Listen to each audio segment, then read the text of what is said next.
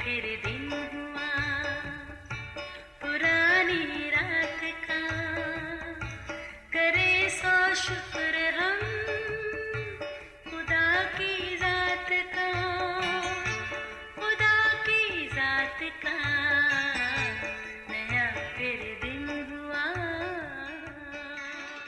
आज की आयत, फरेब ना खाओ, बुरी सोहबतें अच्छी आदतों को बिगाड़ देती हैं।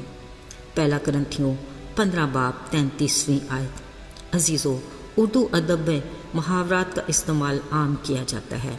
वैसे सोचने की बात है, ये मुहावरे जिसके भी जहन के इख्तरा हैं बड़े कमाल के।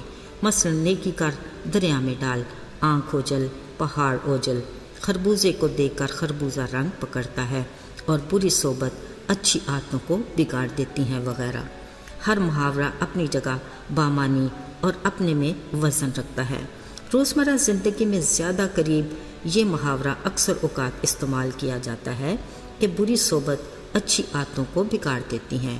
इसमें शक नहीं कि सोबत का असर ज़रूर होता है, जिसमें मनफी असरात मुस्बत से ज़्यादा ताकतवर रहे हैं, जिनके नताइज जल्द ही मंजरे आम पर आ जाते और परेशानी का बायस बनते हैं। अक्लमंदी इसी में है कि अपने हल्का अहबाब का इंतखाब सोच समझ कर करना चाहिए।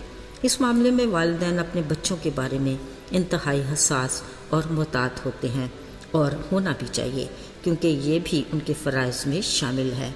याद रहे, मुस्बत सोच सेहतमंद दिमाग की अकास है, और अच्छी आदतें खूबसूरत शख्सियत की तामीर में हिस्सा लेती हैं।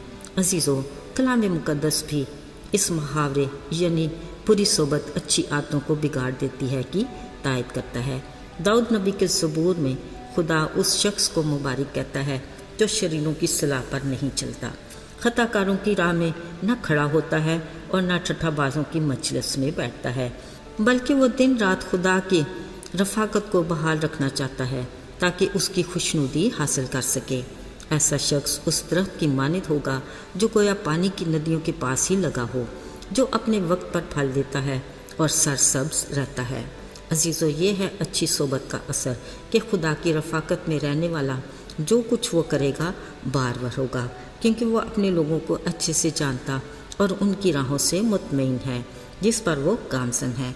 मगर इसके बरक्स बुरी सोबत में उठने बैठने वाले शरीर भूसे की मानद हवा से कभी इधर और कभी उधर उड़ते रहते हैं, क्योंकि उनकी शख्सियत में इस्तेकाम नहीं, और यूं ही वो अपने ही रास्तों में भटकते नाबूद हो जाते हैं। अजीज़ों, यशवा की किताब की मरकज़ी आयत में भी खुदा की सोबत में रहने की बरकत का जिक्र है। लिखा है, शरीयत की ये किताब तेरे मुँह से ना हटे, बल्कि तुझे दिन रात इसी का ध्यान हो, ताकि जो कुछ इसमें लिखा है तू उन सब पर एहतियात करके अमल करे, क्योंकि तभी तुझे इकबालमंदी की राह नसीब होगी और तू खूब कामयाब होगा। अज़ीज़ों, यकीनन हर शख्स अपने लिए और हर वालिदैन अपने बच्चों के लिए ऐसी ही ज़िंदगी की ख्वाहिश करते हैं, तो फिर हमें हर सूरत ऐसी सोबत और रफ़ाकत का पाबंद होने की ज़रूरत है जिसका ज़िक्र कलाम मुक़द्दस में किया गया है। हमें सरसब्ज़ और फलदार दरख्त की मानद बनना है, इसलिए हमें अपनी जड़ों को ज़िंदगी के पानी की तरफ फैलाकर ख़ुद को मजबूत करना है। अजीज़ों, जिस तरह हर बागबान अपने लगाए दरख्त से फल की आरज़ू करता है, उसी तरह हमारा बागबान खुदा भी हम में फल देखना चाहता है, उस रूल क़ुद्स का फल जो उसने हमारे बदन में बसा रखा है, यानी मोहब्बत, मेहरबानी, खुशी, तहम्मुल, हिल्म, नेकी, इत्मीनान, ईमानदारी और परहेज़गारी। ये उस खालिक की वो सिफ़ात हैं जो उसने अपने ईमानदार बंदों को दी, और वो ये चाहता है कि बतौर मसीही हमारे इखलाक, किरदार और मिजाज में अमली तौर पर ये ज़ाहिर हों, ताकि देखने वाले हमारे बाप की जो आसमान पर है तमजीद करें और उसके नाम को जलाल मिले। आइए दुआ करें। आए खुदावंद बाप, हम तेरे शुक्रगुजार हैं कि तेरे दरवाज़े हमेशा हमारे लिए खुले रहते हैं। हम जब भी चाहें तेरे पास आ सकते हैं, अगरचे तू हमारे मांगने से पहले ही जानता है कि हम किस चीज़ के मोहताज हैं, मगर तू चाहता है कि हम तुझसे आए बाप कहकर मांगें, ताकि हमारा तेरे साथ रिश्ता मजबूत हो। यीशु के पाक और मुबारक नाम में आमीन।